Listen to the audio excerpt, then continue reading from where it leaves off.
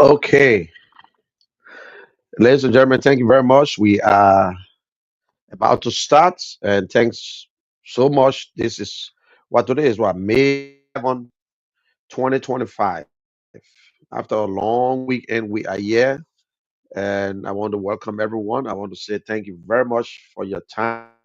And in Day studio, we to all go. mothers. Uh, Happy Mother's Day to all mothers across the world today. Most of the churches, they've celebrated mothers. They've been crowning them.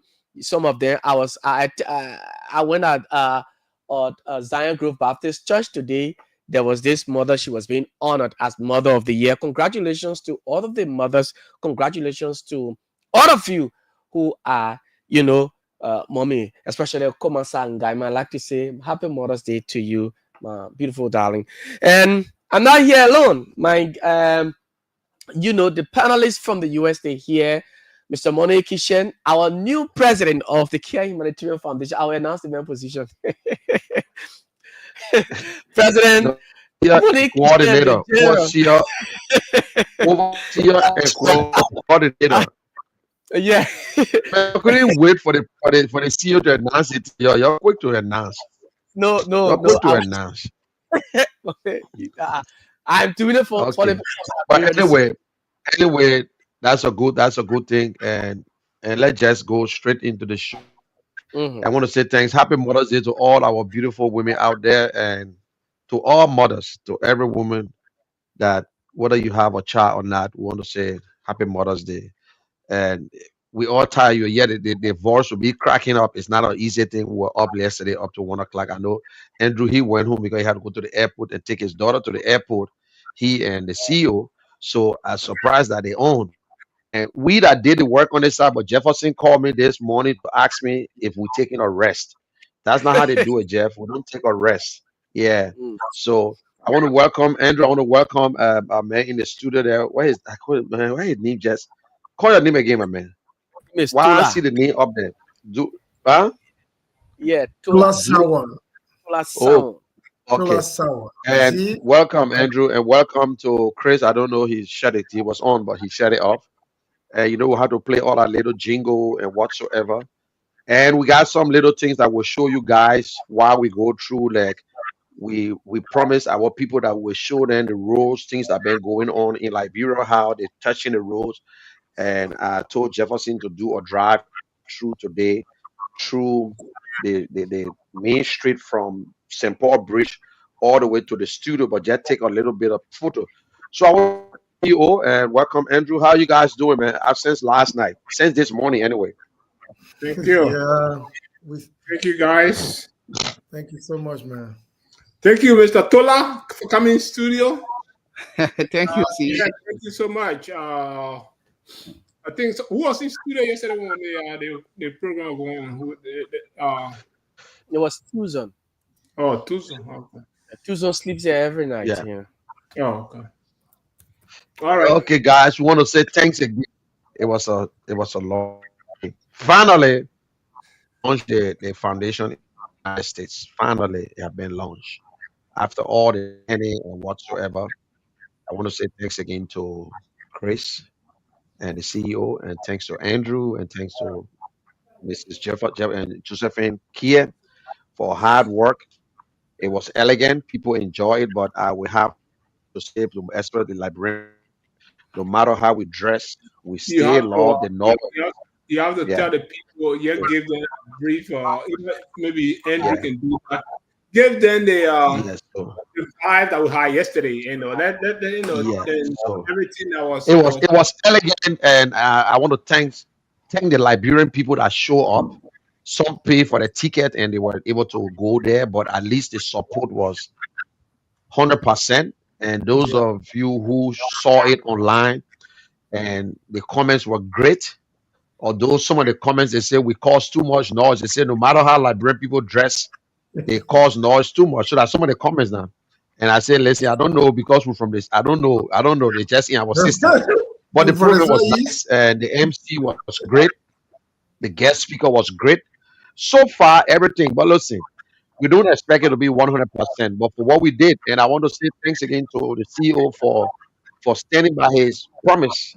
He was going to match whatever we raised, and to our surprise, he matched it, but then he evened it up to the amount is supposed to, like, from 14,000, he took it to 27, 28, 29, and then he said, let's just stop it to 30,000.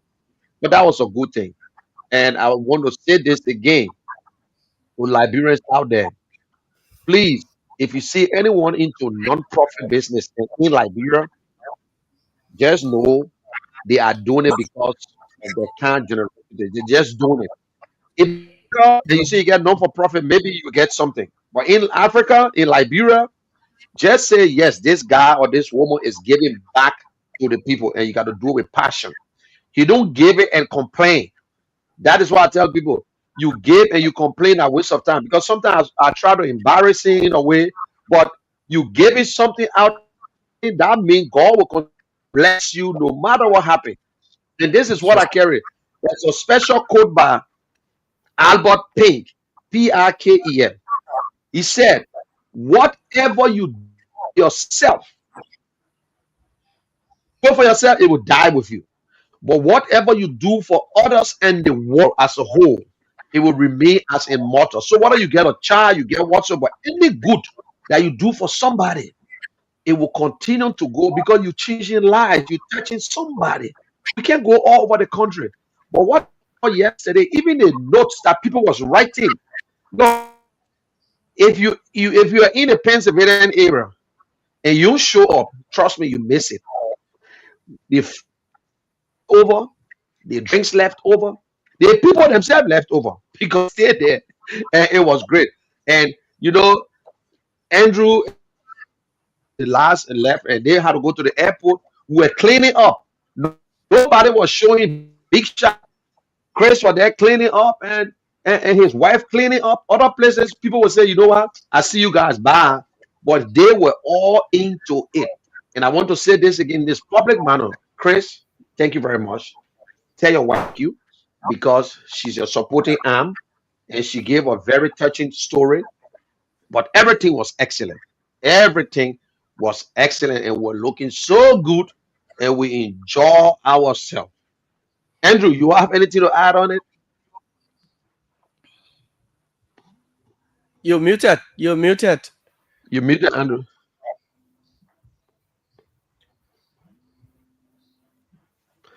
Okay, you stay on mute, Andrew. Yeah, and then while he's looking for his to unmute himself, I just Okay, want come see you. Yeah. to Okay. that's not actually me. General, you know me better, like you've been knowing me for a very long time. I'm not just the type of person who believes in the fact that I'm the boss. I'm this. I'm that. I can't associate. That I'm too big to go and sweep or to clean. No, you saw what I was doing. That my older brother Andrew himself, we were cleaning up, and like you were saying, if you go to my office, I take broom, I take the vacuum, and do what I should do. And position is just the title. I think for Jesus Christ, he was the head of the church at the time he was living, but he came to say he was washing people's feet. He didn't say and say somebody should come wash my feet, and because I'm Christ. No, he washed people's feet. As a leader, you have to show an example for your people to follow. Well, Liberian people, when you think you the manager or you supervisor, you should sit in office, people should come and serve you. No, you should be a servant. They put you in a position to serve others. So yeah, I don't think you can take it from that. I just want to add that part. Great, Yeah, come great. here, Andrew. Sorry about that, guys. I was trying to get Professor Kamara. He's on the standby. He's still waiting. I sent it to him, man. He, did you get his new email? Yes, the one you sent me, the one you just sent me. Okay. I think he's trying to text me. Good. Okay, but I just want to add to all what you guys have said. Trust me, last night I just couldn't believe the kind of turnout that came out last night. I really admire, the support from the Liberian people, the Liberian community. Even there were folks, from our own U.S. community that came out too as well to support, the vision what we are doing, what all of you here in studio are doing. I want to commend you. I think there is a bigger, brighter future, for our own Liberian people as to how we work together to addressing the challenges in our own society. The government of Liberia, yes, is the arbiter and the leadership of anything to as to what should impact our people positively. But what this what went out last night and as to what I wish Liberia, I can't wait to see how things are going to be tomorrow. I want to commend the leadership of the Kear Humanitarian Foundation, Chris, and rest of our board of directors, some that were not present, but we're all listening. We say thank you to all of them. We are going somewhere. Together we can make Liberia a better place. We want to thank all of you, and I look forward to a beautiful program today. I see Professor Kamara is back. He's on. And I see my brother, Tula Sawan is also there. I know where we stop. People are waiting to listen to all of us in the you guys on the ground. And Somebody, to somebody our got a brother, feedback. General, I want to say thank you for all that you do. I look forward to a beautiful program. Thank you, guys. Yeah, thank you and welcome, Professor and Kamara. When we missed you last, although the other day you came out, I watched the show, but I was not on. It was so unfortunate. I was just sitting in a corner watching, but I can't say nothing. So, thanks that you on today. And Tola, I want to say thank you. But listen, you know what surprised me, and everybody was surprised how you people got these pillows because that four pillow is like we wish that the government of Liberia could concentrate on these four things, everything be over. Right. When we got the agriculture, and get in mind, and then we put agriculture first. Then you start thinking about agriculture first. Everybody think that education, education. Then we got education. Then even if you are so educated, you got to go to hospital, you got health. Then Yep. the main thing that killing people in Liberia, that water and sanitation that we're concentrating on. So yesterday program was a beautiful thing. I saw Yep. people sitting. They don't have no business going there, but they did it because of. But we'll continue to inform them. We cannot stop. We will continue to play that video, that little short video. In fact, we're going to expand on it. I would just air it. I would take a whole, maybe I will put it into 1 hour because nobody will be on, and we'll just put it back for people to see because we just did it for the audience, but we got more videos, more work that we did in Liberia. So we'll try to bring it down to 1 hour, and we'll just play it for everybody to see some of the work that we've been doing. But as usual, before we start the program, we want to show you guys some of the things that happen in Liberia. We concern about the roads. So today I talk with Jefferson. So you just watch this tape because it's just today on Sunday, and we did this video, and let's just watch it, and you guys can tell Momo and Town, make your. yeah, Momo Town, all right. Momo Town Junction, Kuwait. So this side, and this is Douala in front of us is the road going to Douala. This is how for those of you who left from here for some time now, this is the current Douala. All these things you're seeing, the place is clear, and this is all as of the result of the current road construction that is ongoing. So the Ministry of Public Works, the government of Liberia, they've succeeded in making sure that no. But look at before then, look at this stockpile of dirt. It's been here for over a week now. Yeah, so the business people come here to sell, people from the communities as well. So this is it. You see. Okay, so this is the road. All this you see, this is clear. No matter when you come here, even on Monday, Tuesday, during the week, yeah, it's clear. Nobody comes on the road except though there are some high-headed sellers, they come on the road to sell. But the city police, the Liberia National Police, they are all making sure that nobody comes on the road. Seriously, a whole lot of demolition, exercise went on here in Douala, and it's extended as far as Simple Bridge, you know. But this is it. This is the traffic on Sunday.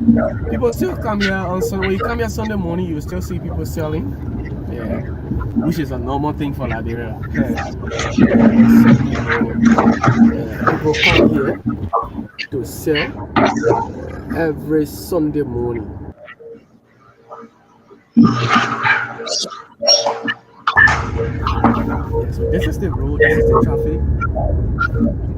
Some Sundays, prior to the government's demolition exercise, before you cross this place, it's difficult. It's not easy. So we're approaching Cardwell Junction now. You see, people still coming on Sunday to sell, people coming to buy as well. But all of these places, all these structures, there were some makeshift structures all along the road here. The Ministry of Public Works, the government of Liberia made sure that all of them demolished. You can see now, at least you can stand and see the bank, Access Bank, clearly from anywhere now. You can see, right? So this is it, Cardwell Junction. You see here, this side goes towards Cardwell. Yes, this is a roundabout. It goes to Cardwell, and this is that's Access Bank. The bank you see there. So the Monrovia City Police, they have their police booth here. At least regulating, making sure that nobody sells here. This place used to be like, you know, a market ground every day, Sunday to Sunday, especially Saturday night. But the city police now, they've come. So yes, Looking Town, that's whole area. That whole area is Looking Town. So that's it. And where you see now, you see in there. This is it, the quota. So this is it. Road starts, the stretch of the road from here all the way to Freeport. This is Kear Radio 95.9. My name is Jefferson Weir, and the machines are here, are still working. I think they're about to take, they're taking this because of the sewage line, the sewage system over there. So you see the stretch of the road. It's a paved road, a quota. They have not, you know, put the, how do I call it, the divider or the center lane or whatever, the white lines or the yellow lines to divide the road. Yeah. So from here all the way from Star Motel, where we'll be down from, all the way to Freeport, it's a quota. Just by Freeport, another gate that leads to the pier.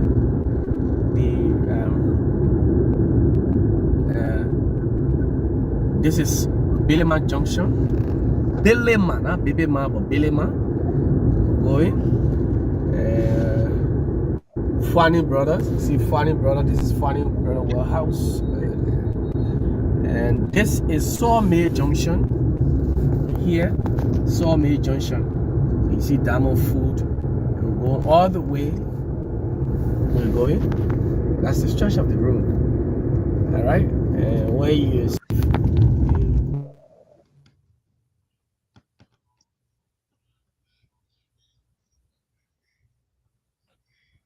All right. So we hear Kear Radio. I think it's the internet. Internet is kind of Yeah, what how are you saying like demolition exercise? Yes, the demolition exercise. You know, along the road, there were some makeshift structures, especially people built their shops, their booths, and so because the government, you know, had to do and out of those structures that were demolished, they were being marked during the regime of former President Sirleaf. People overlooked them, and you know, when government marked your structure along the road, whether they will do it now, but they're telling you that in the future or so there will be, you know, roads. So once they mark it for a road, you have to be be cognizant that anytime government gets ready, so all of those structures that were marked. So why are they doing it though? That's what I want to know. Yeah, so they demolished them because of the structure of the road. The road was narrow. It was just So one actually to make the roads wider. Yeah, wider or bigger. so it's 2 lane going, 2 coming now. All right. And so Yeah. that gives rise to my next question, right? Like we're treating Monrovia like that's the only lane we have to do anything. Like we have lots like lands in Liberia to do any type of development or create another capital city for Liberia. Okay, Monrovia is not an end. Let me just give you an example. The reason I'm saying is that China is completely out of lands. Okay, there's no land in China for them to build. They start building on top of the water to accommodate its population. We have all the lands and things like vast lands in Liberia, and we can use it. We still the structure that people build on the side of the road at the time, and they still have to break them down just to. I just want to say I don't know how dumb or stupid can we be, and you have a whole land like 70% of Liberia is a vast land that's being wasted. And we just there managing probably the 20% of it and want to occupy the 15, 20 or 25% of it. While we can see the ability to create a new inhabitant for our people. And Moravia is not the only place. So yeah, go ahead. How you doing? Welcome, Dad. You muted. He's muted. Okay. Let me unmute you. Yes, go ahead. Go ahead. Yeah, but okay, there are so many reasons for that. And basically, it's economic reason. Being a city for a country like us that is driven by NGOs or international donors, it's not an easy thing to say that you're going to establish a new city. But this go by itself. If you go to Ganta, it's developing by itself. Nobody tell you, oh, go move to Ganta. Ganta is competing with Monrovia. So anything you can find in Monrovia, you find it in Ganta. China is also developing. But all these things, like people are coming to Monrovia, is for economic reason. People feel that when they come to Monrovia, they can get job. They can get job in the other area. Yeah, where all our offices are, our headquarters is. Some people are there. They come and go to the various offices. At the end of the day, they get their little bread to eat. I offered a guy two months ago a job, $150. He said, "Oh, in Monrovia, he don't have job, but he said in Monrovia I get more incentives." I said, "Why? What is the incentive?" He said, "When I go to capital building, I go to my county office, I move around, I come out with $10-15 a day." So that's the mindset. So you see, to build a city is not an easy thing. It's driven by the people themselves and the economic security. That's exactly. But that's my point. It's not money. I always say this: money is not the issue. It's not our problem in Monrovia or in Liberia. It's just the mismanagement and the lack of prioritization. Other countries around us doing it, but our funds are taking it and directing it somewhere else in our personal pockets. So money is not an issue that we cannot do it. It's just the ability somebody to come up with an idea. Let us start this, and we will do it. Everybody will follow. But everybody, the leader of coming power doing their own thing, the ministers, everybody doing their own thing. Nobody cares. Everybody wants to live in Monrovia. What you have to put in place something that the rest of the world or the citizens will follow.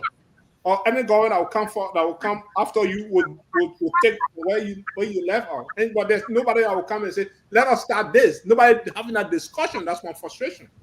So yeah, go ahead. No, I just want to give credit to that. All these things are driven. Like if you go bombing and Cape Mount, they are completely empty. You can find people to work. Definitely. They all moved to Monrovia and they're doing nothing. Some of them, they are about 10 in one room. so that's how these things are. So we all need to talk about it. A mindset. Some people are in the interior. They live better than them. far better than them. But they come to my because they just have that assumptions or mindset that look, when I come to Monrovia, I will make money or I will do this. But of course, it is not true. But it's a Yeah. mindset. So that need more education.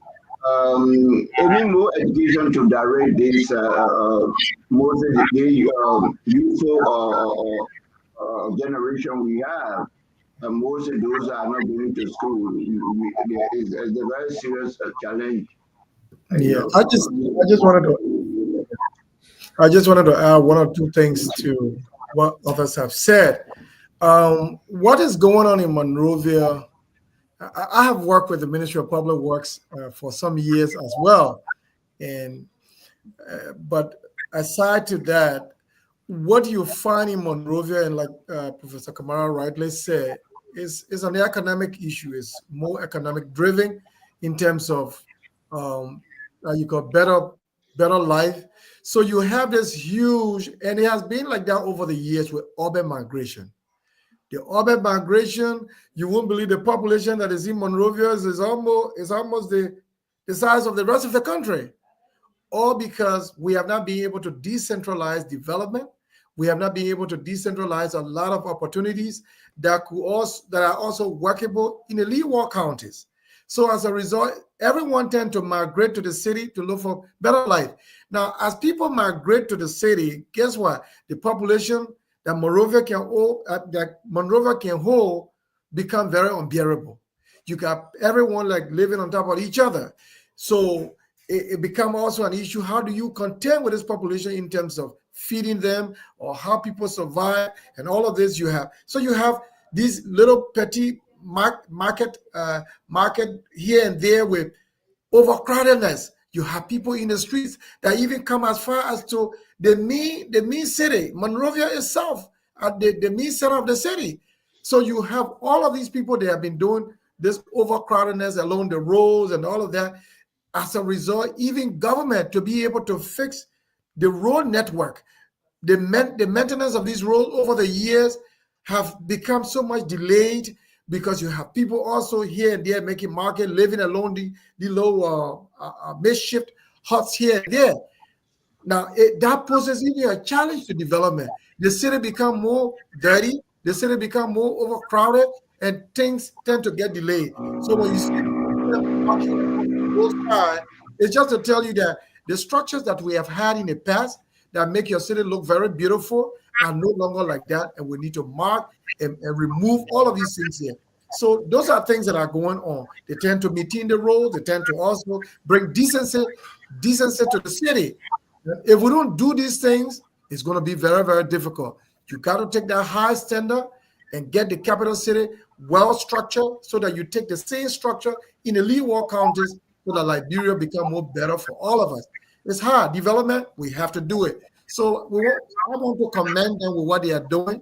I think the side of that road need to be clear. The rest of Monrovia, I love what I've seen also along the Somalia Drive.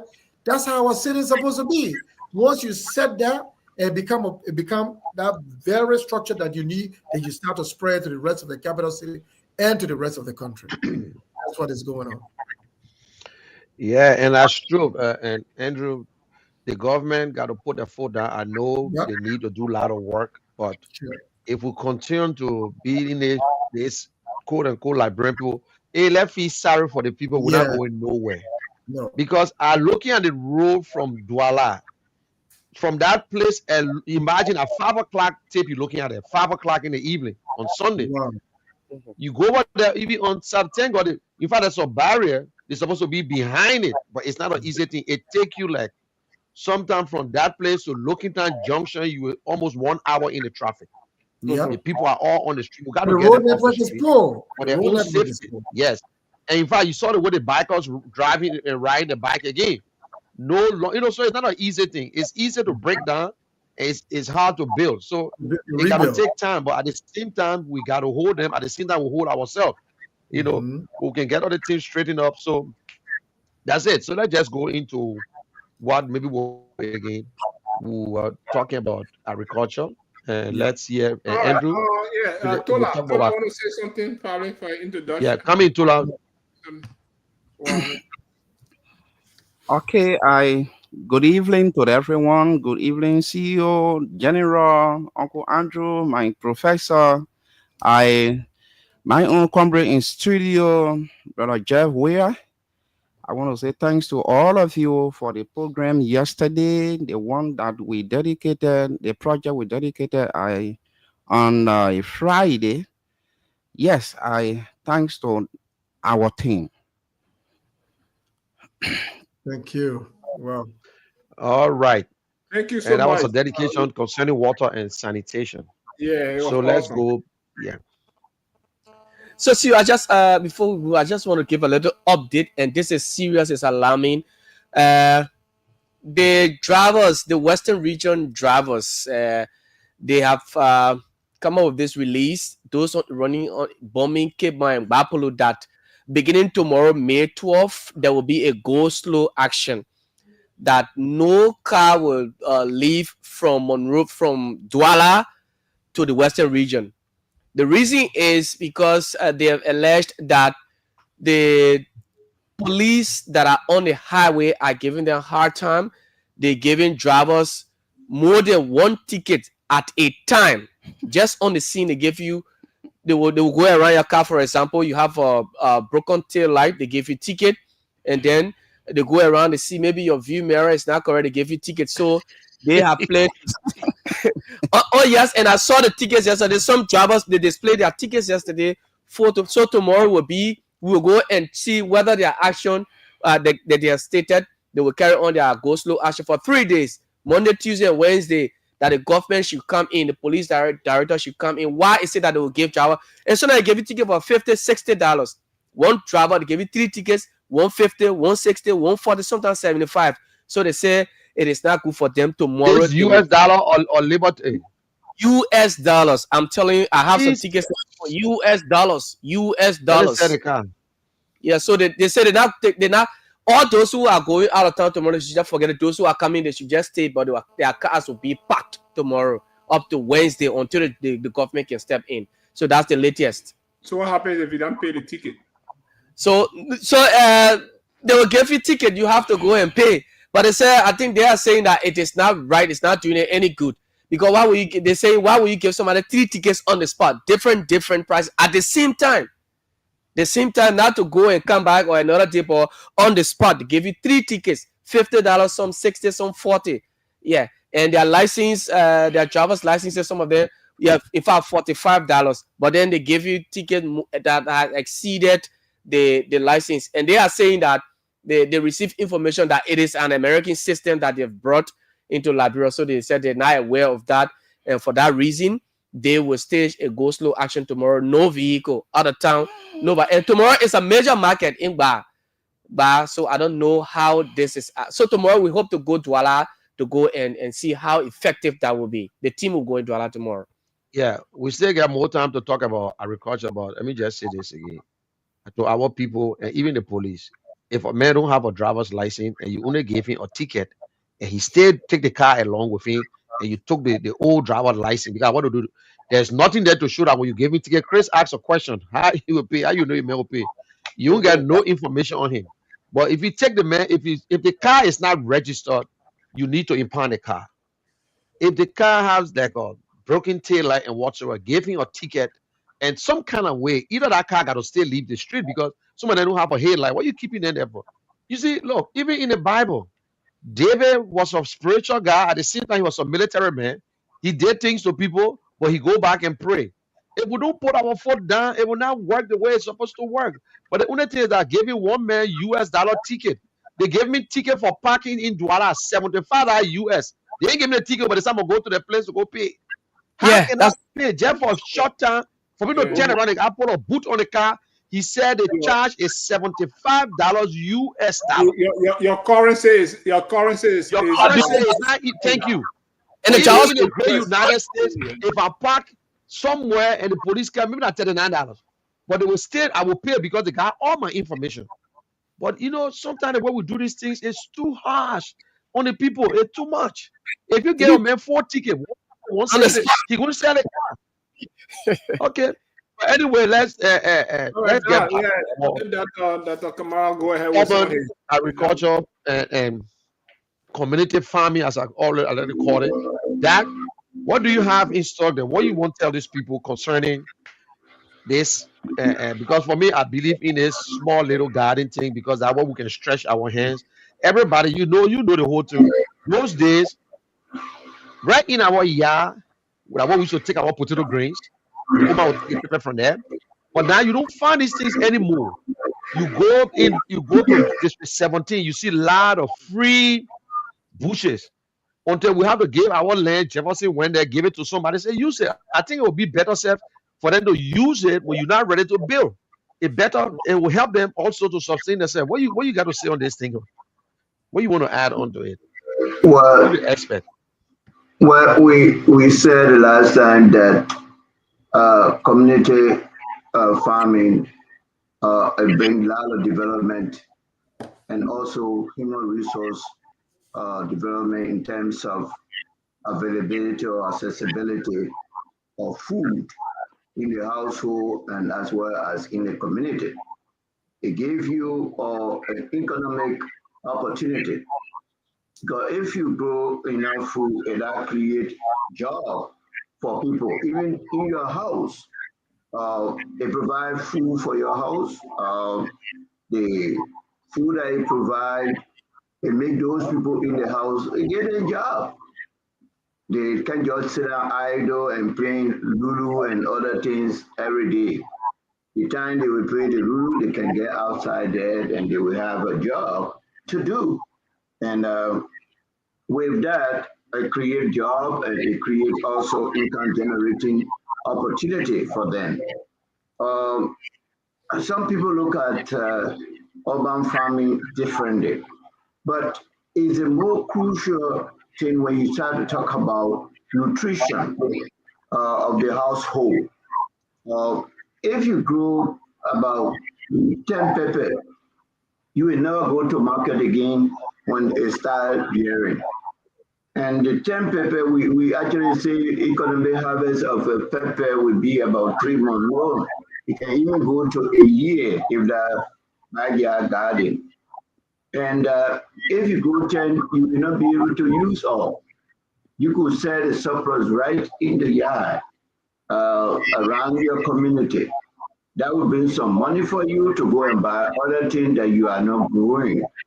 So it's a whole variety of opportunity that community garden gives you.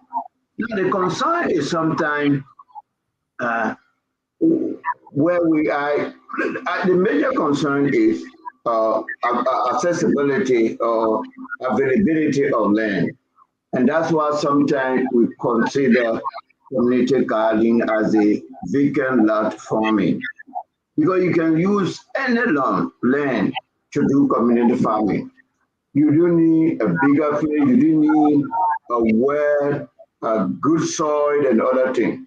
You can use the bag, you can use a plant, you can use some cups to build a farm.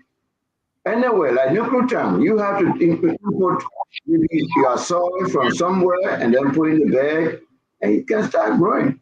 So these are all greater opportunities. The land, which is a medium through which you grow your food, are very much important.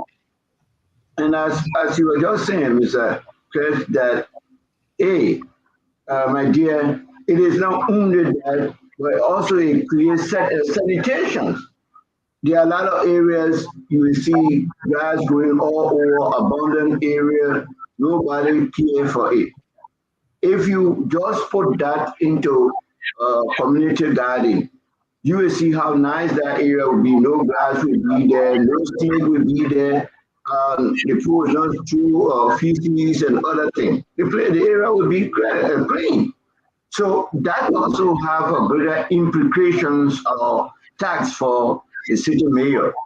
The city mayor should be able to do that because it help them to clean their city. Uh, like and this is not only for the rural area.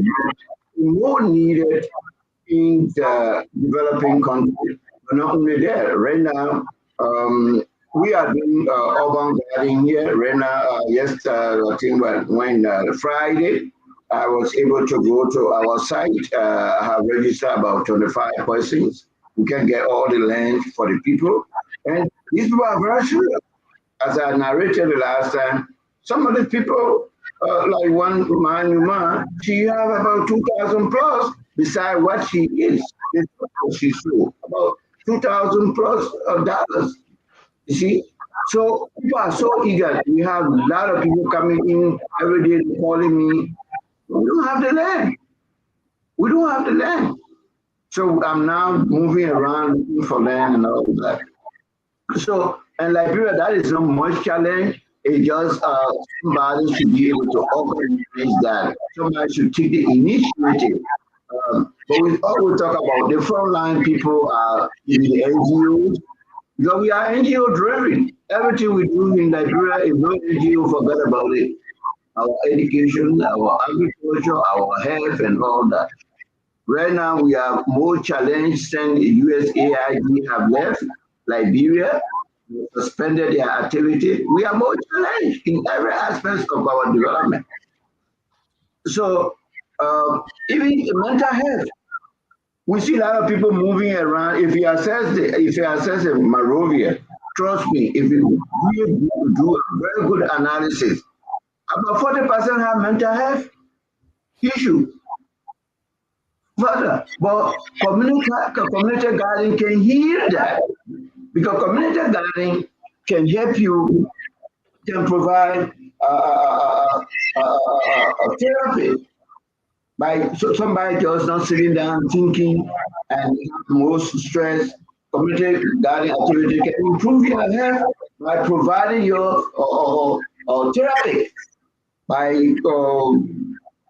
getting reduced or reducing your stress because as long you are focusing, you are not focusing just sitting down focusing on your own problem, you are engaging in the community farming or engaging in some activity in your area that reduces your stress. You're not just sitting down dumbfounded. You see, that will help you. And promote your physical activities by moving, by doing some work and things like that. So community gardening, it has a lot to do. And it Yeah. provides you. And Professor, you said, you just struck me, and that is why we decided among ourselves to concentrate in the community, because going to the big boys, the big, it make no sense to us, because we're talking about what people, some of them don't have anything to do, want to work with the community leaders. Look for a Yeah, land. We'll help you. If you want us to go around and talk to people, say, listen, you're not using this place for now. Give it to us for a year. You're not ready to build. Because, and then someone told us that, man, you go to them and you ask them for, you clean up. He said, by the time we clean it out, we won't sell the land because somebody won't buy him. And all the time the bush were in that place, they clean that, they try to blend the land thing. Somebody say, oh my man, I need the land because the land is clear. They get it ready to sell it. So that is why the Kear Foundation, we want to concentrate, even if that little seed or hopes or something, just to keep them off, to keep them basic in their own communities that they can find a thing to do because they used to do it before. So that's yeah, you just said it. It will help people to get them off, to keep them busy. It will keep yeah, them busy. That's a very good thing. And I think we're going to stick on that for now in the communities. We got to do what we got to do when it comes to farming. Let it deal with our communities first before we can. Because some people been writing us. You won't believe it. Some people, when somebody call and say they gotta know how many acres. I said, boy, you want us to you want us to what do what? To go and plant rice and open it for you. that But we is want to now. concentrate in the communities just to You keep see, our children in a place to work. the community farming is a revolution itself. If you start, you talk about all these things can come easily.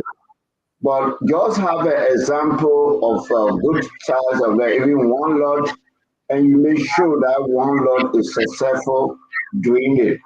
Believe me or not, you will be tired. You will see a lot of people get involved.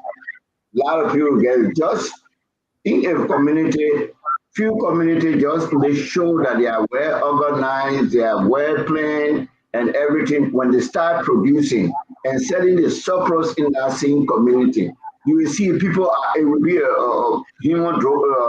driving activity. People will be coming, people will be asking, what, where can I find land? Even their own yard, you will see they will go behind the house and plant their little potato or their little pepper. It is a very strong tool in alleviating poverty and also reducing escalations of riots and all that. Because when people are not just sitting down dormant and focusing on what can I do, they are doing something. They are getting some income. They are getting food from there.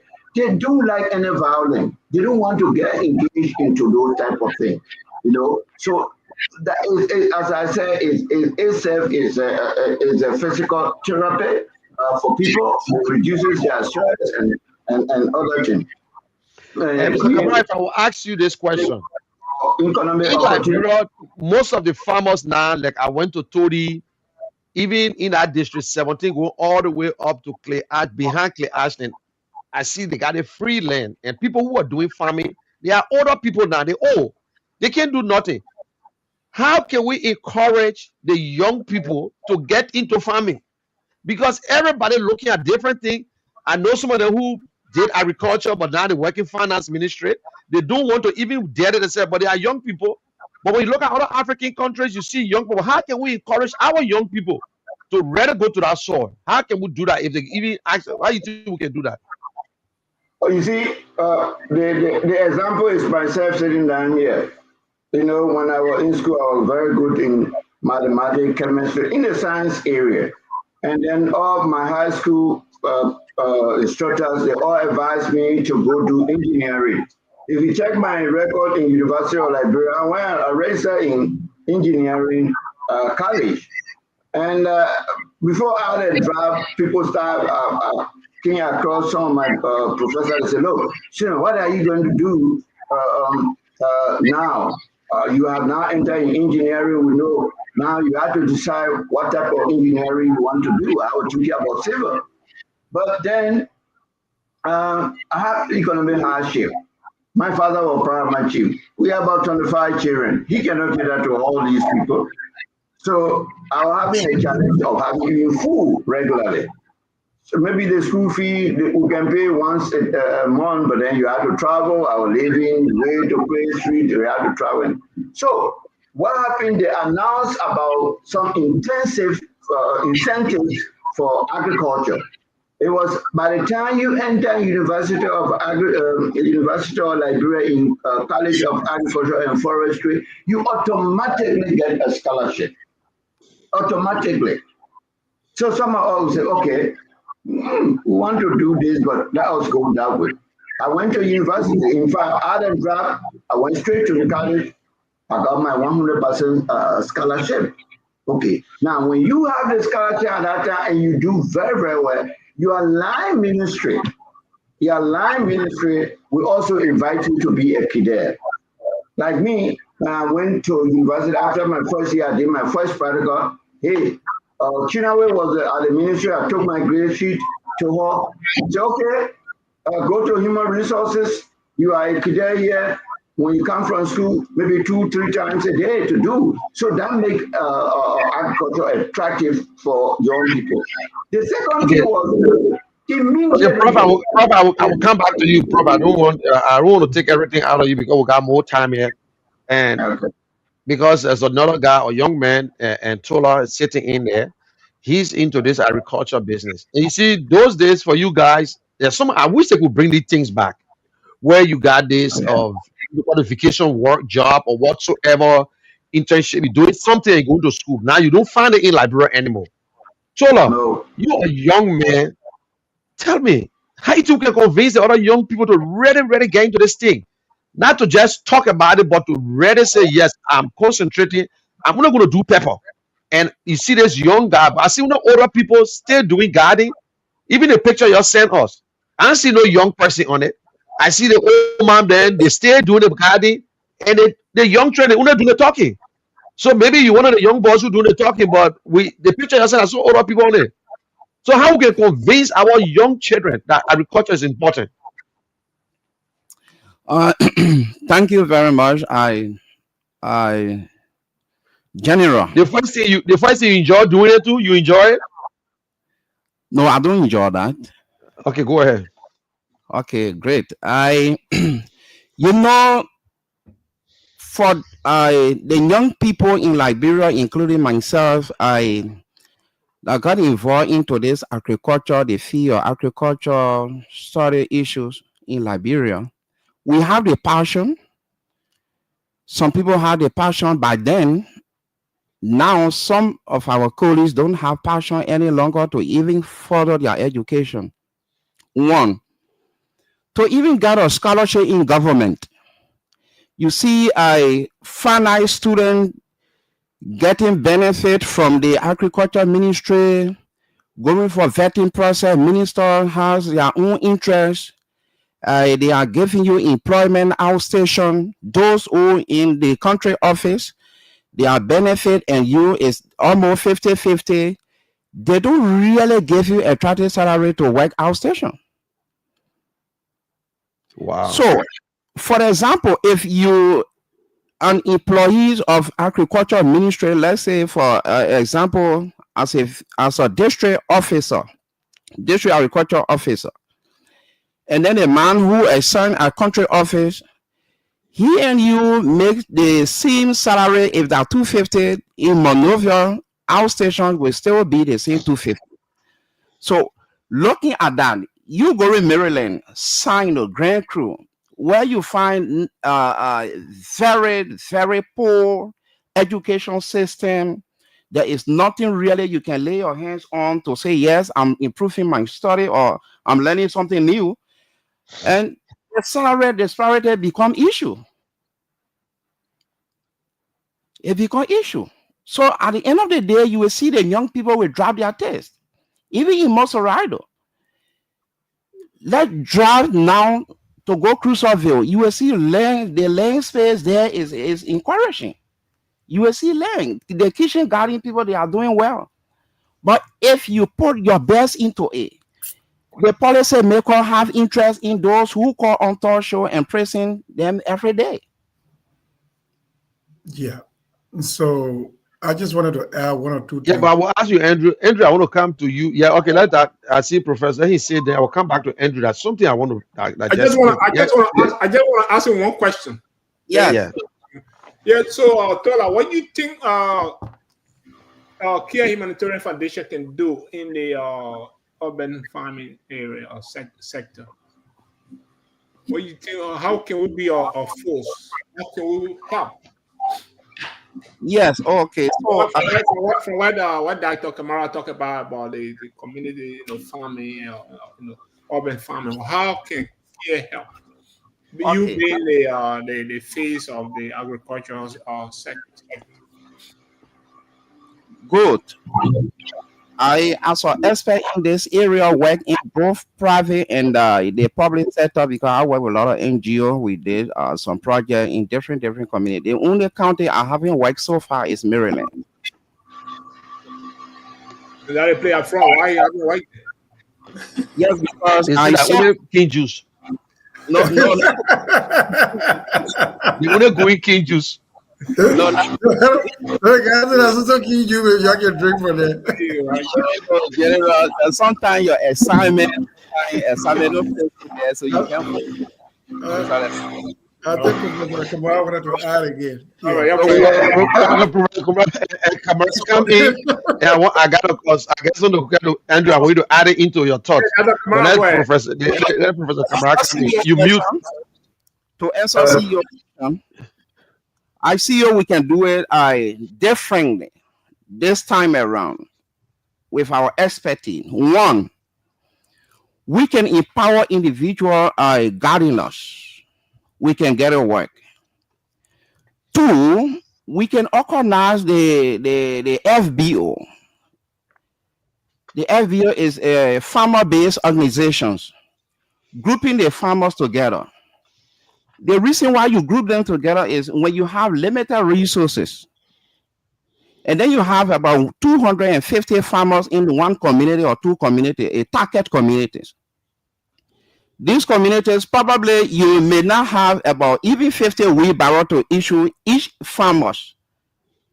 But now if you reduce them, forming them into a organizations Cooperative. with, with a specific goal that we want to achieve this from this May to July, the Kear Foundation can offer about this 50 pricing, at least 25 wheelbarrow, 5 bags of fertilizer, and this and that. So I think with that, we can get it done. Okay, thank you. Go ahead, And Dr. Oh, the third thing is the cooperative system. okay. Go All ahead. right. Go ahead, Professor. Then you finish Yeah, there. yeah. You mute. Okay. We just talked something about incentives when you leave from Monrovia. You know, when I was at the ministry as assistant minister for research and extension, we used to call. I was responsible to assign country agriculture officers around as assistant minister for research and extension. You know, we used to call ground crew River G as agriculture Belayala. If you send a man to Grand Crew Agriculture, we call it Agriculture Belayala, you send a man to Grand Crew. If he go during the whole rain season, he cannot come from there. He's cut off. Guy a picker, he can't drive it. So the human resources department, they use their gasoline allowance because you can't get them.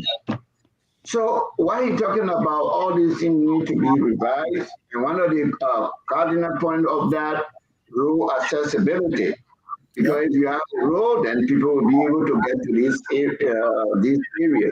Right. But actually, what my friend does talk about it. Look, Kear Foundation could promote itself big time in this area of agriculture. You don't need millions of dollars. You just need a starting point. Pilot One project. or two communities to be your target audience. As I said, it will be driven. It will drive people to come in.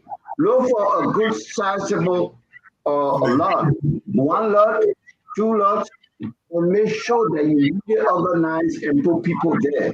Yep. And even your crop, you be able to do the crop planning properly. Yep. If you do that, when the people see, and you have what we call farmers market, that Yep. is, when you grow that, you organize it that people, when you harvest, if you harvest, 2 pounds of pepper, you can't eat 1 pound a week. Mm-mm. You have to give 1 pound into that farmer's market. And then you open your stand right before your garden. People right in the community before for them to go to the market and buy something that is rotting because you are being the bed from here to Bon County here, it will be a fresh one. So by the time the people know that you have this farm stand on every Saturday when you harvest, you have to go to each farmer. What is your surplus in this harvest? What is your surplus in this harvest? If they have it, they color green. They go crazy on Saturday morning. You Mm-hmm. know, Mm-hmm. by the time the people have been some to eat and some to sell, and they go to the market to buy their fish or buy something that they do not have, my dear brother, the people will be coming to you to beg. Right. They will have their own land to come to you and beg. So you don't need to go spread out all. For every major community, you'll get or two to spread out. And you don't need to get too much of things. For one community garden, if that one lot, you only need one wheelbarrow. Okay. Thank you, Doc. Thank you so Yeah. much. Thank you. Yeah. We're definitely as we go. Jeff, let's go. Yes. Let's go to the studio. See what's. Yes, so we have calls coming in, even though we say discussing. But if you just tune in, it's a reminder that you're listening to the program Conversation with the Vision Bearer is on here today, again, the 11th day of May 2025. For those of you following via the radio, you can put through your calls on 0777959 0777959 081 871670 part of the conversation. It is on right now. So if you're listening via the radio, it's time that you interact with us. Let's hear you. What do you make of all of the talkings this evening? We're talking agriculture. What can we do in order to improve, the agriculture sector of our country? Though the budget is low in terms of agriculture, it's still low. But what can we as Liberians, ordinary citizens, do in order to empower ourselves? So while we are with calls, I just want to share a little light on the farmers and what can we do. Sometimes I wonder some politicians who are also into this farm. If you go to Bomi County, CEO General Mr. Kear, when you go to Bomi County, two top government officials, Senator Edwin Snow and the Deputy Speaker, they have palm farms in Bomi County. But sometimes I wonder whether the farms that they have there, those farms are actually benefiting the people, especially when it comes to oil. Because you still have people struggling to get red oil from Bomi. They come to Monrovia, buy the oil, and take them back. So is it that they're doing the farm for themselves or for the community or the county? These are some of the questions that come to mind when the politicians say they have their farm. I have a farm. Is the farm for the entire county or the country, or it's just your own farm? Either you do the farm just for you and your family. So I don't know. Some of these things it baffles me a lot. Yeah. So Mr. Key, I don't know if Yeah, but that was in fact you just took it because the question I want to ask Andrew. I want to hit just because you're trying to make a comment, and then he can add it onto it. And you look at all the big farms in Liberia today; it's all owned by politicians. But we hear the farms, but they have not produced anything. The other day, I saw a picture on Facebook. One of the politician farm produced 10.55 gallons of oil. yeah. So I was checking how much the oil on the market in Liberia. I said, but then this guy, you sure he read?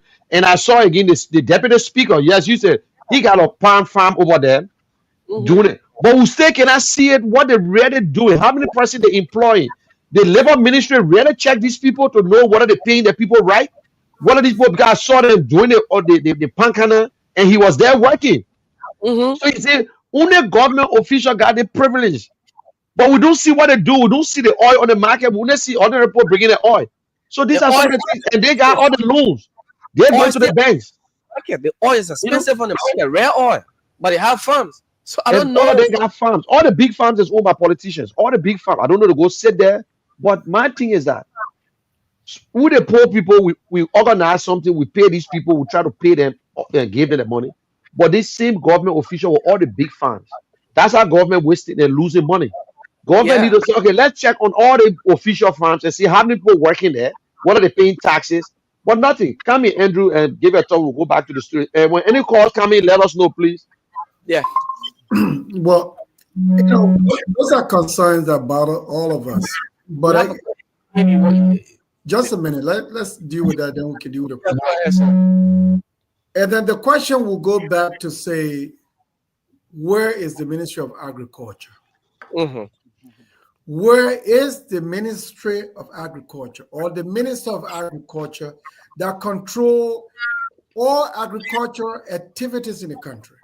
Yep. That's the President of Agriculture in the Republic of Liberia.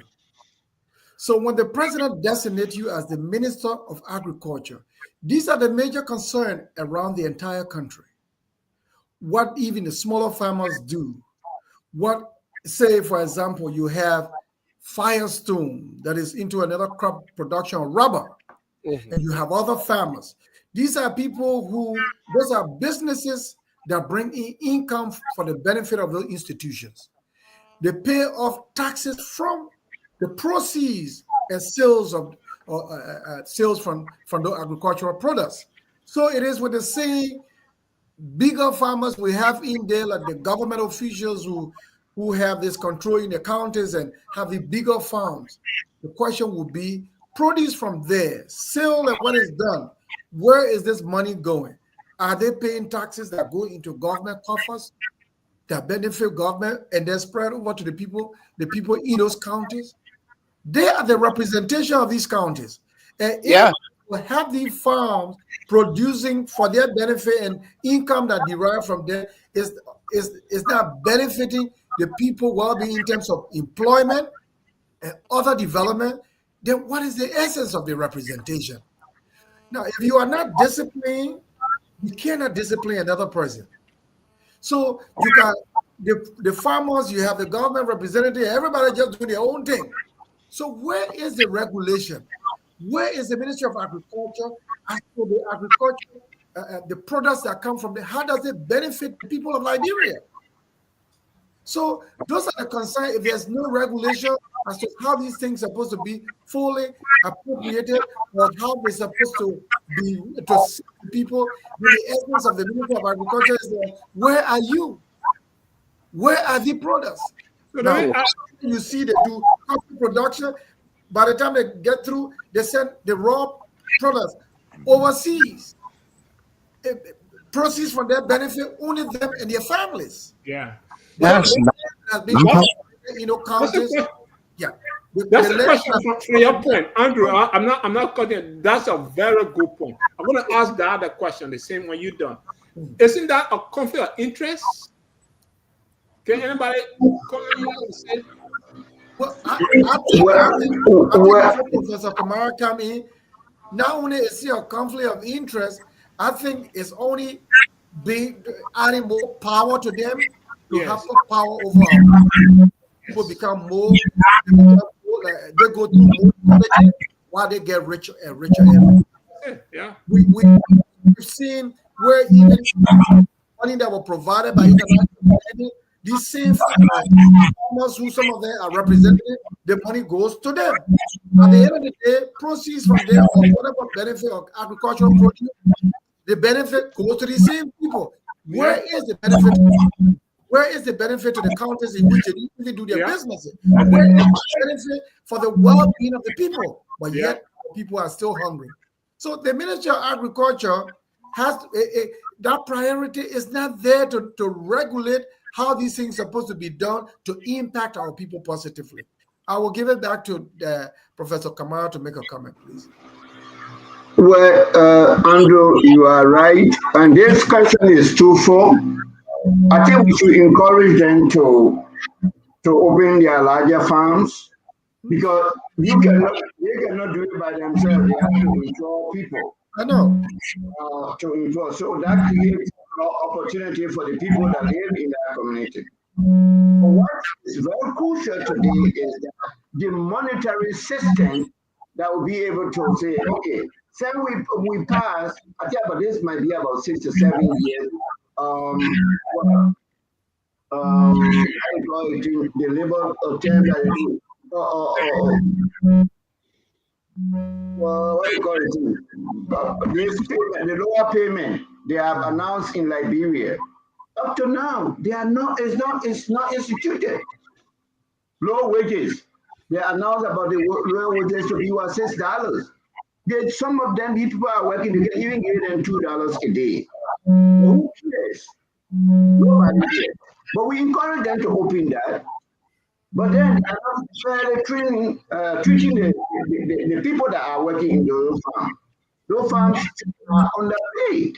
That is what the government is supposed to come in. And remember, I am the evidence because I wrote several projects on that. And if it's needed, I can even call people. There was a project called LACF. So where you could investigate, go to the ministry. Okay. LACF. This project, I serve as I have a consultant company in Liberia, agriculture. We wrote a lot of proposals for a smaller rural farmers. Some of those guys who are in positions and their best friend got all the project. Most of these guys didn't get a project. Wow. Some of the money went up to 75,000 or 250,000. They gave to their best friends who are not even agriculture, so they just jump into it and we can see what they are doing. Now, these people invest, I don't care how it is, they invest little money despite the irregularities and other things. They establish. Because one, they are doing it for political reason. Yeah. That at least the more you employ the people to work in your farm is the number of votes you have. Wheresoever you be, Mr. Cooper. Mr. Cooper use that as a tool in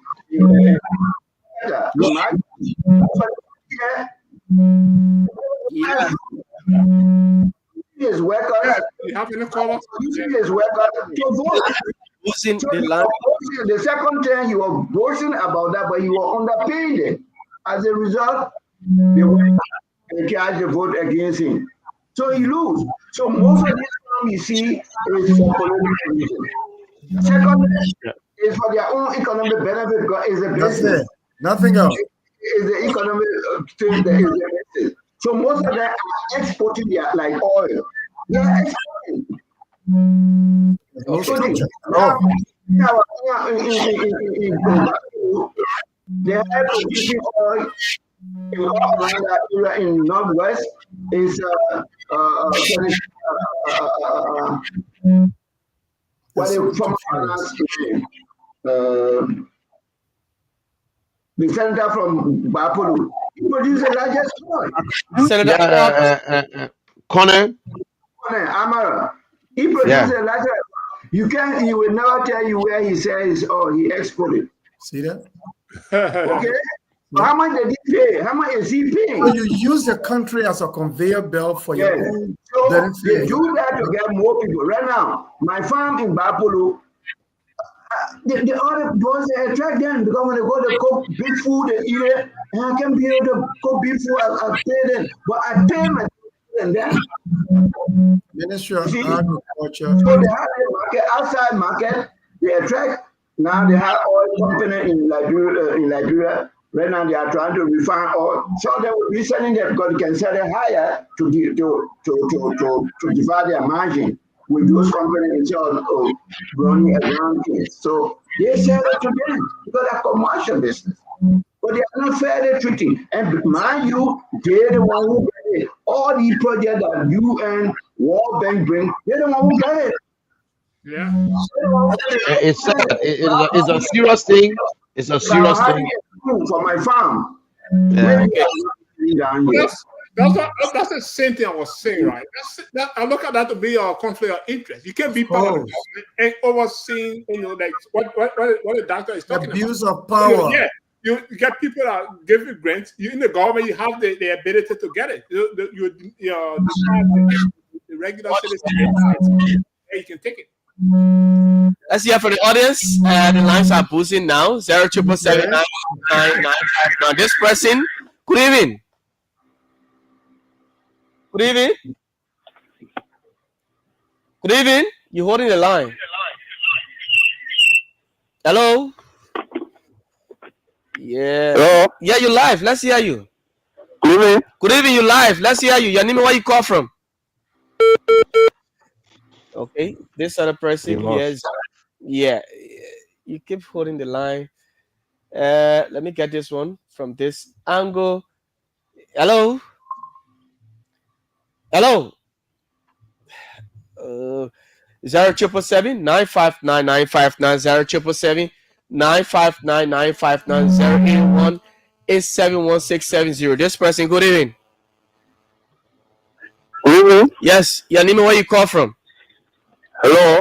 Hello, you live. Your name and where you call from? I don't know what. Okay, let me get you from here. It's from the Yeah, studio. also put the numbers at the bottom of the. They're calling, but then I don't. The lines are coming in. Let me check this one right here. Okay, let me see if I can. 07779599590 0777959 are the numbers you can use to be a part of the show. We're talking agriculture, and the international line +231-886-681198 +231-886-681198. 98. And the Lone Star line is, let me get this person right here. Good evening. Yes. Good evening. Good evening. Your name, where you call from? I'm calling from Pakistan. You calling from Dakwistan? Yeah. Oh, let's hear you. Dakwistan is where we dedicated the hemp pump. Let's hear you. What's your name? Yes. What's your name? My name is Masekua. Masekua, go ahead. Let's hear you. Yeah, I just want to appreciate you. I just want to appreciate the CEO for what he is doing in our community. I pray that I hope that you continue with this. Let God bless you. I hope that you will come back again to do more. How's the water now? I know you're fetching water from the pump. How's the water? The water is okay. The water is okay. Okay, you're drinking from the well from the hand pump now, right? Yeah. Okay, thank you so much. All right. Okay, let's get this person through. Good evening. Hello. Hello. Good evening. Good evening, ma'am. Your name and where you call from? Yeah, this is Asatu Lumer calling for the Pakistan community. Asatu Lumer from Dakwistan community. Let's hear you, Asatu. Yeah. First of all, I'd like to appreciate the Kear Foundation very much for their hard work. Actually, I apply as a teacher and in here work that they are just to make sure it's in this community. Actually, water is good. We are thinking of clean water now. We got need to kind of where the water was looking like, especially the old pump. But for now, everything is okay. And I also like to contribute on the agricultural sector. Go ahead. Actually, my mom is a gardener. She do her own garden at the back of the yard. But you guys are saying that if the gardeners can be like 50, 25 up, then you'll be able to help them with one or two things like fertilizer, wheelbarrow. Well, I don't know because everyone has their backyard. I don't know if they come together, which of course I know they won't be able to put the garden together, whether they will still be able to help them. Because my mom is a gardener and I think she needs your help. Actually, because she is getting a little bit older now for that. But with your help, at least she will continue her garden. Okay, ask her if she has said she into it too. The young girl that's speaking. Asatu, they ask you, are you into agriculture also? Yeah. Okay, she says she's into agriculture as well. Keep listening. Yeah, they will answer your question. Just keep listening to the show. Yeah. Let me get this question through. Good evening. Yeah, good evening, my dear brother. Your name and where you call from? My name is Thomas K. Kear, the second in a phone from district number 17, Broadway. Thomas from District 17. Let's hear you. Yeah, thank you very much. Firstly, let me commend the CEO and the panelists discussing the issues that has to do with agriculture and so forth. Okay. Yeah, I think the Kear Foundation, and I'm so overwhelmed and glad, and the couple was so nice. I always follow the show, and there are a lot of things I always discuss on the radio. Now, agriculture, it is very, very important that if our government is able to ensure that our people need to be fed, they need to double up, but they are not going to the key interest in the agriculture sector. It's good that some of these NGOs, all of them like the Kear Foundation is doing that. That's a good thing in order to have to help to boost the gardeners. I think the one of the things that I think the fellow who spoke on the issue of the FPO, that is the farmer it's good. The gardeners, at least because those people that will have some people who have the potato greens and so forth. Nowadays, they see people think that expensive, all these things are expensive because we are not going to the soil. So if you have people like the Kear Foundation is doing now, I think they need to develop in terms of coming out to give fertilizer, to give some some equipment to some of our mothers, our old mothers and people that are doing the local garden and family. They also help. But the government needs to do more and more because if you want to encourage people to go to the soil, you have to invest. You have to invest into them. You cannot discourage people. Then you expect to produce more food. As you say, we need to produce food to feed ourselves. So it's good. I want to wholeheartedly commend and and the entire team and those who are supporting him to ensure that the project that we are embarked on to give our people the same lift, to live. That is, I think it's careful doing so many things like sanitation, how we monitor, the little who call from Pakistan, talking about safe drinking. That's a good thing. So I want to commend the Kear Foundation and all of the things, those guys are on the team that are working to ensure that things are well on course. Thank you so Thank much. you so much. Thank you. Thank you. Zero Thank you. Wow. 959 0 triple seven That was a very good point. 959 0881 871 This person on the line, good evening. Yeah, this is Sakati calling. I thought I was talking and then the line got interrupted. Oh, okay, continue. Actually, I called back to beg you people to please help us with the sanitation. We don't have public toilets in this community, and most of our neighbors go over the river. It's very dangerous for them. So please, I'm begging you to bring that other part of the project back, please, Thank you so much. for our community. Okay. 0777 959 959 0777 959 959 0881 871 For those of you in the diaspora, plus 231 886 681198 plus 231 886 681198 are the numbers you can use. This is the program Conversation with the Vision Bearer, and it is live here on Kear Radio 95.9 on YouTube, Kear Communications Network. You can follow and subscribe as well. All right, so what we are with, cause see. Okay, let me go back and take this person. Good evening. Good evening. Hello, good evening. Hello, good evening. Your name, where you call from, ma'am? My name is Santa. I'm calling from the Pakistan community. Okay, let's hear you from that. They appreciate you. Yeah. You know, first and foremost, I want to appreciate the fear you did so many things for us here. We're not expecting it. For all I have to say is thank you. Because so many things have done. You know, the people are drinking from it will not go. Now, you know, the dream will see the king or the really one. They took off the gun. We saw in the hill when we were looking at it. And we were drinking from there.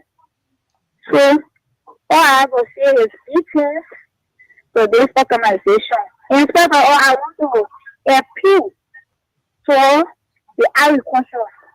We are making to have our parents here as doing the agriculture. They have gardening, but they have no support. So we are appealing to you. So please help us with that. Okay. We are interested in it. Yeah, as for me, when my mother doing it, I am home. So I got late interest. All right. It is. Which are the district that? It's District 13. District 13. Ghana's area. Okay. Yeah, the Battery Factory where Edward That's Joseph. That's Joseph. Old district, and I play that new guy. Yeah, Edward Papi Flomo. Yeah, all of them fighting, but look at the people in the district crying.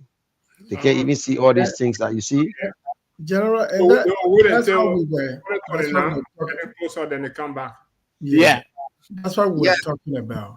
So I want You to got someone answer- alive. If not, then let Andrew finish his statement. No, we don't have a call yet. Okay. Go ahead. So I want So we go back to the Ministry of Agriculture. All of these things that we are talking about here. Just imagine it's just about Monrovia, first of all. Just Monrovia, Yeah. where the huge population is. yes. You can imagine what has become even of the concern in terms of priority, in terms of programs, in terms of planning for the government of Liberia, for the Leeward County. Now, if you don't have even a plan as to what you do for Monrovia and its environs and then beyond, all of this is going to be, you will never see the impact of agriculture on the lives of the people. Obviously. No. I'm not here to beat up Ministry of Agriculture. I am saying things are not structured. They're not structured. Even if they are structured, the people need to know. The Ministry of Agriculture needs to be coming up with awareness program on radio, on most of these television, on the radio programs. Our people are confused. Monies are being allotted even towards agriculture, but that money ends up in the wrong hands, or even if it is not in the wrong hands, but the wrong people. The wrong people that tend to benefit from such funding that do not even impact the lives of the people.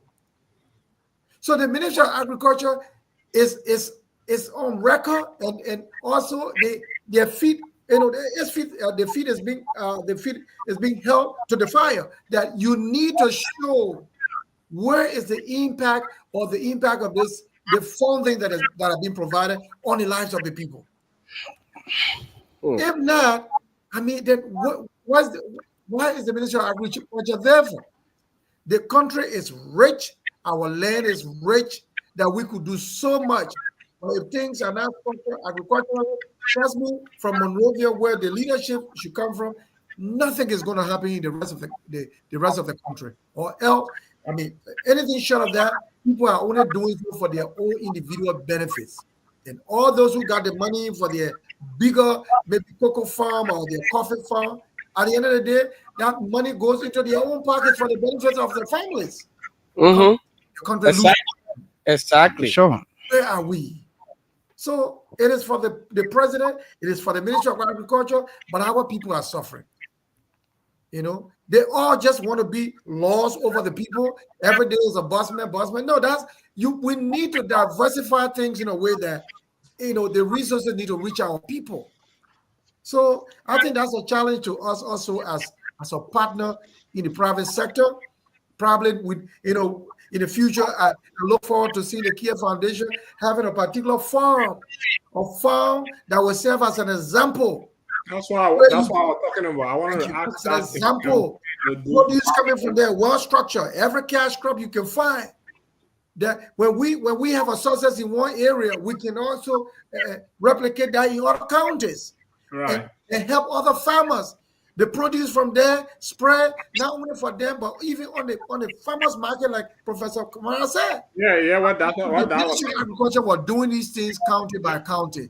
Trust me, my dear, we will not be complaining around here. That's true. I think we'll talk to the CEO. We'll have to have that conversation because it's not an easy thing. We can find a place where if you get an acre, you can just put people in there and put it in order like what that Professor Kamara is saying. And at the end of the day, everybody can do the thing together and take it to the farmer market, and we will know that that's a Kear Foundation something, because we can't just sit back anymore. And I might stand to be correct. A lot of money go to the Ministry of Agriculture from outside. Lots of money.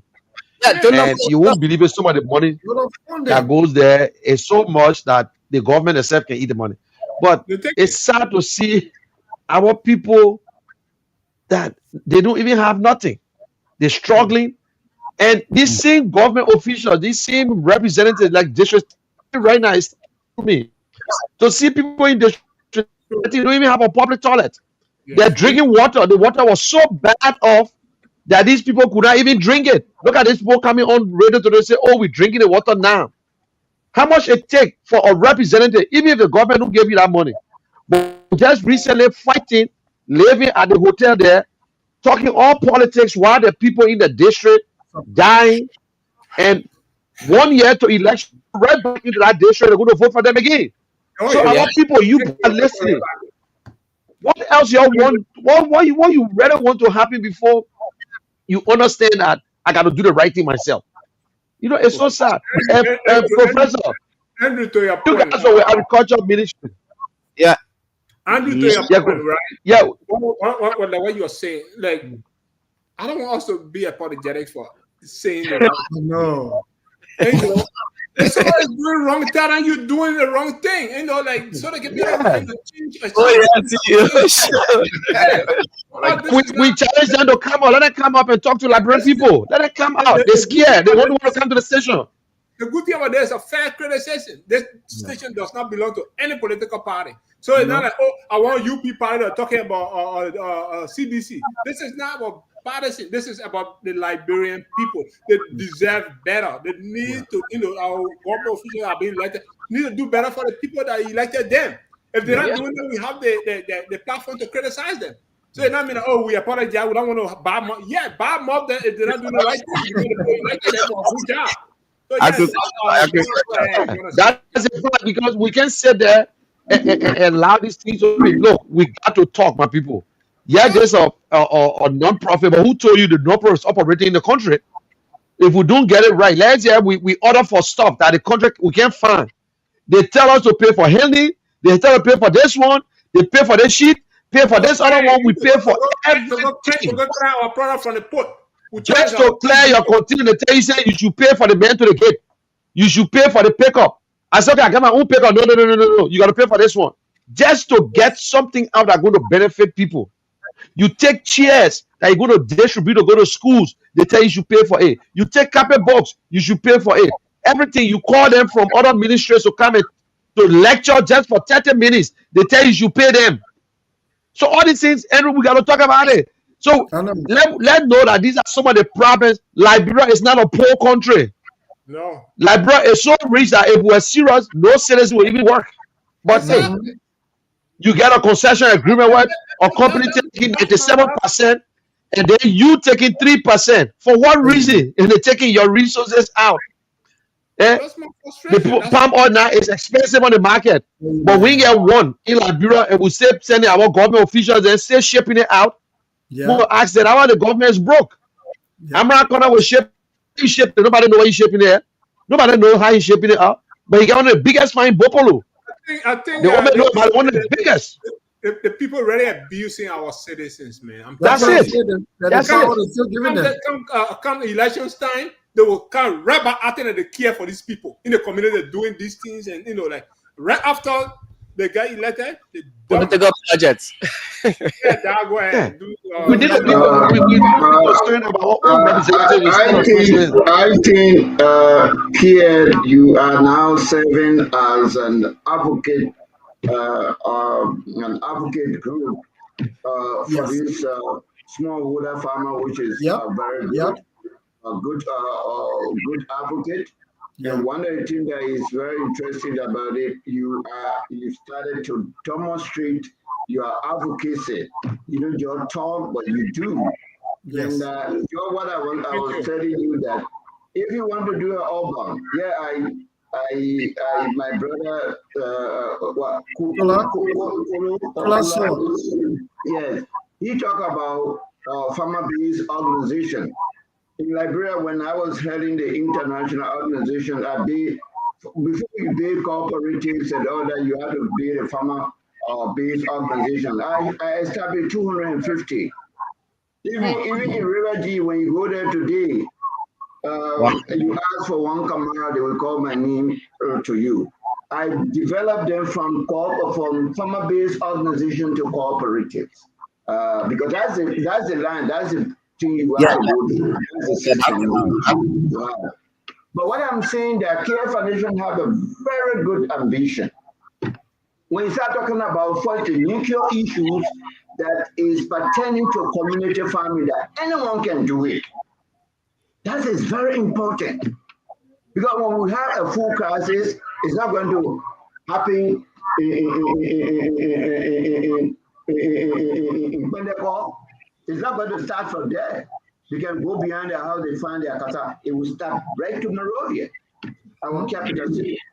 So when you start attacking food insecurity right in your city, and you free the people, and the people have food security in your city, that showed a very first sign that you are moving or you are gravitating to national food security. Yes. Besides that, that was a very good point that you have. I experimented that during Ebola time, and it was I got really hit because insincerity. One of the things Kear should start, you start a community farming. The next thing I'm seeing that some people are so much encouraged, they want to go to a farm. From the community farming, they want to go establish a community farming. Now, one of the things that you can do, you use community contract farming. Provide all basic needs and technical support to farmers everywhere. They are so excited. I did it in Bonn. I did it in Lofa. I did it in Bapolu. People will so embrace it and they will work. You put your money in, you make sure that you pay your money back. The proceeds are 80% after the pay. So you didn't have money to buy cutlass. But make it again, that is not farming. You pay your land, if you want to go do the work, then you pay them.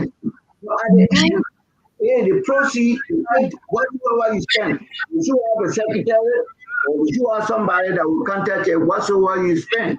Our feeding the poor when they are working. So we used to have more people on our side than you are think. They approve of it, they approve of it. We feed them. They work. In Bible, we have about 1,500 Gary. We sponsor that 500 bag, 500 bag, 500 bag of Gary stored in South Sudan, and then the Ebola break out. I could not go there. One person sat down and snow all. After Ebola, you are there. Well, we did the Gary and Ebola. It's Saturday, and one person showed. That's right. And that perfectly in Liberia. I have tried in Bonn, I have tried in Bapolu, I have tried in Lofa. It went very well. So if you want to go to farming itself, commercial farming, you provide your capital. They will pay for it. If you buy a rototiller, they can pay for one season. Maybe the lifespan of a rototiller will be 5 years. So you make your depreciation analysis and say every year you will pay this. Believe me, they will pay.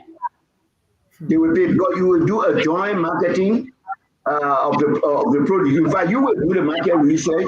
Let them just be involved what to do. Yeah. And you do a great job. A community. Okay, you said it all, and that this is a long conversation we're going to be having. This is a long conversation. The time is we have spent 1 hour 40 minutes so far. We might even reach the 2 hours. I will be honest with you guys from yesterday, the voice and whatsoever. We already finished reaching And, 15 minutes. what you say? We finished reaching already. Let me reach you. Well, I bet you all I'm more. Oh, you man, I'm listening. All I think you're talking about the time. Shut it up. You were just trapped out. But you went to the airport last night. Imagine I left around 1 o'clock, almost 2, and you guys have to go to the airport before coming back. And so I know you just have to now came to church again. So yeah, you see, I have to go. I have to come to church this morning, face program, do all kinds. It's not an easy thing, but I want to say to those of you who are listening to us, we need your input, we need your comments, we need everything. And we're not doing this, and I want to clear the air. We're not doing it because of politics, and we're not expect you to run and come to us and can't tell us, say, we want petition you. But let me tell you, I'm talking the real bro, because I know you. The next you get one word, you want to petition us to come run in your area. No, that I'm not looking for. We want to help you, but we want you to help us help you. We not just we want to be part of this thing. Even if we want a public latrine, as much as the Kear Foundation will put in money, we want to go into your houses. If that $1, $5 liberty whatsoever, you will be part of that contribution. Because anything that is free, you don't take care of it. This one I'm talking the real way. But say it's free, you don't take care. So the daycare want to put latrine in your place. The water on, I was fed by the CEO of Bar. He felt so bad when we saw that day. The way they were looking, so he started. But next time if we're doing it, we'll have the fundraiser. You will come with a little $100 later. We'll come with $1 US or $2 US and put it to do it as a team. Then you will protect it. If we're going to help you for your little garden in it, You got to prove to us that you're willing to work with the old man. Don't tell us say your man needed, but you are saying you can't help us. We want to encourage the young people to go back to the shore. There is no job, but do something. Make your representative of people shame. Say, listen, we can do it all year. Don't allow no bag of rice to just fool you too. So please, everything we're doing, the money is not only from a tree. We're not getting no profit, but we're doing it because we love our country, Liberia. We wonder if our CEO sending up that light that from around here, it should touch other people, it should touch other Liberians. That is why we're doing it. So please, we want you to help us. This is no politics. We say you should come across anybody. If they don't help you, no problem.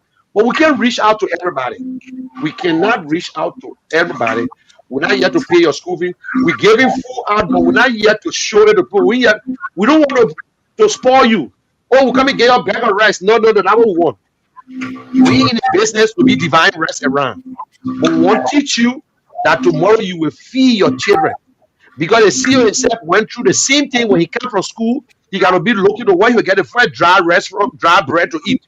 And to everybody you see on the platform who went through the same hardship. It was not an easy thing. It was a tough thing. But we know those days it's not the same because when Professor Kamara was working in a family business, agriculture ministry used to do things. They used to do a lot of stuff, but now it can't happen anymore. But we are very passionate about what we're doing. So if you want to make a call, Jefferson, open the floor. After that, we'll just do our closing. And then there's a long topic. We'll continue gradually. But So we'll guys, continue to stick with I'm our about to yeah. leave. I have something to do at 4:20. So I have to get ready to go. So I'll talk to you next Sunday. Yeah. So CEO, okay, just give us closing, CEO, and then you can just leave. We'll take it from there. I'll wait my closing to Andrew. Andrew do my closing. Excuse me. I will take your closing and put it in 513. Andrew, please don't add his closing on your closing. Do not add his closing on your closing. And you know the message. Check, click on your computer on my which one? He said what? He said no. Click on okay. Have a good day, CEO. We will talk. Thank you so much. I appreciate you. Jefferson. Thank you, guys. Thanks, Mr. Kear, General. Thank you. Thanks, Liberian people. If you come up positive, please text me. See you next Sunday. Yeah? If everything goes well, please text me. Text you. I'm bringing no fufu and soup to you. Please stay. My man, just text me if you win. If you win, that I. Yeah. You know the deal now. So I'll see you. So just text me if you win. If you win, just text me now. Or if you win, don't text me. Okay. All right. Okay. Thank you, guys. Have a good day, man. Wish you the best. Yeah, I think Tola has something to say. Coming to while we still wait for the calls, and then we'll go back to Andrew, Mr. Professor Kamara, and then we're almost there. We got 45 minutes to go. Yes, Mr. Kear, the issue of politicians empowering people, I don't see that coming very soon. The issue is when they empower you, how will you come to their core meeting? If you are basic, you won't come to their core meetings. So they will keep you less basic, open a room where you will be calling on them to solve your problems. In case you see them in the community, you will come around and make your case. They will solve it publicly, which that cannot sustain you. That's how they want to position themselves. So to empower you and myself, no, I don't see that soon. So to the issue of the Daquitan people, we want to congratulate you people, and then our coordinator there, Mr. Pajibo, who have this project done recently in a very short period of time, and a team for the support. Asatu, we are discussing our own pillars of how we will implement our agriculture project. We did not say we won't support individual farmers. We will support individual farmers in abundance. But then we will have different programs of how to do it. Some target community will be dealing with individual farmers. Some community will be dealing with FPO, the farmer-based organizations. If you people in an organization, and then you have 2 or 3 wheelbarrows for the organization project, If for anybody in the organization have their own private project, you can go to your organization and say, okay, I want to rent this, or please help me with it. I have my own private garden to work with. So they won't hesitate. They will give you the wheelbarrow or the collar or the digger. But the virtue of the fact that you are in the organization called the FVO. So that's it. Yeah, it's good that you clarify that part because she thought like going to bring people together to do the farming, whether they will be able to do it. So you see that how she took it. So which is Mm, true. If you're part of that group, if we give 10 wheelbarrows and you oui. got to do your little farming, you can go to the organization and say, oh, this is what I'm doing. And in fact, Yes. some communities, what I know, they even combine to come to your place and help you work and go to the next one and Yeah, work yeah. and go to the next. Yeah, they do that sometimes based on their relationship. Yeah, But they we'll make sure, yeah, this will not be because let me tell you, I want to give you example that 2018 we did somewhere in Nukutan and it brought a problem where even we gave it to the community of Nukutan Association and then other organizations we want to use it and then just to find out the president to using the thing on his own personal business when they want he can give it to them at the country we live in. But Professor Kamara, when you guys were in Liberia, when you were there doing your little small thing with the Ministry of Agriculture, that's not how it was looking now, the way the Agriculture Ministry is looking. All that little thing, because the Agriculture Ministry get a lot of money. And when I hear, that's why even they fired the first Agriculture Minister under George Weah. That this money that my gate and they said wanted to use, and this money was sitting there, the man said, and, so how you see in your days and now, it's not the same. Same, because at that time people were very conscious and about what they do, and their integrity were online. They Sure. were thinking about that. But believe me, now people don't care. They don't. There's nothing Wow. about integrity now. Because I was so disappointed. One of the ministers that were trying to, I was in the NGOs, I was in the NGO, but giving a lot of information and support to that minister. Unfortunately, that minister disappointed me and got into big money scandal. So I was so disappointed. So now we used to talk about integrity and accountability, but that is nothing. As long as the person gets money and he can be able to come outside and boast, that's all he cares for. So it was quite different. We hope that we can go back to the old. Like my daughter always say, Papa, how can you say we should go to the old? I said, because the old is better than now. When I came to Monrovia, I came from Cape Town, I came to Monrovia, there was water everywhere. I never knew about water shortage. Electricity, when current go, we shout, whoa! After 10 minutes, the current come back, we clap our hands. But this time, I want your library to be a water tank. If not, when I go, I will suffer. So I have to spend extra money for that. That is not needed.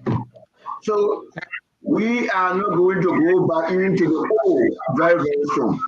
Brother Andrew, you think we can go back to the old, but don't you think because our role models in Liberia nowadays, the government will feed us, they are so corrupt until the young children now looking at them and say, listen, my big brother working to Freeport, when that man come in, he get 2 plastic bags, I won't be just like that man. So when you think when they give that young guy who looking at you as his role model, you think he's going to change? I think based on how the whole process look at, because I can act mine for me, example, I think that's where I got mine from the late Professor Ford, Serenus Ford, because you can't work with Serenus Ford and talk about corruption or you talk about something. So maybe that's why I because if I do work with if my first boss was very corrupt, maybe I'm gonna be the same. You think so, Andrew? Maybe that the road that's going on right now that we can't get nobody good easily.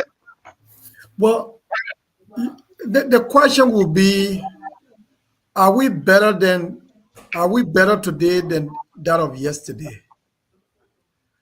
Look at how things are now. Are they better off than yesteryears? Now we're not saying let's go and live in the old. What we're Yeah. saying is like, what did we do better yesterday that we can't do even far more better today? Thank you. That's a question that is being asked. Now, all of the opportunities are available to us. Technology is available to us, and a lot of other opportunities than yesteryear. When yesteryear things were more difficult, but yet they could do better, and now you have all of the opportunity today, and you're messing up everything.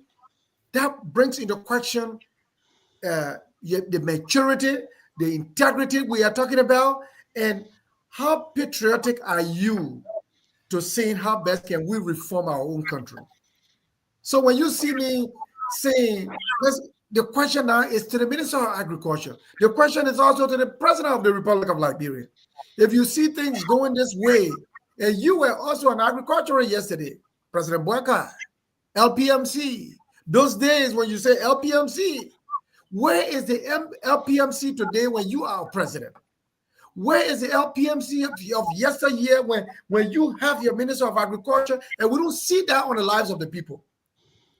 Don't you think we're supposed to be more bothered? Yes, we are concerned. And I will say I'm disappointed. People will say, oh no, it's too soon. No, from the get-go, the experience is there. We should be able to make use of that. Our people should not be complaining. The country is a small country, but we sit there because of misplaced priorities. That's the problem.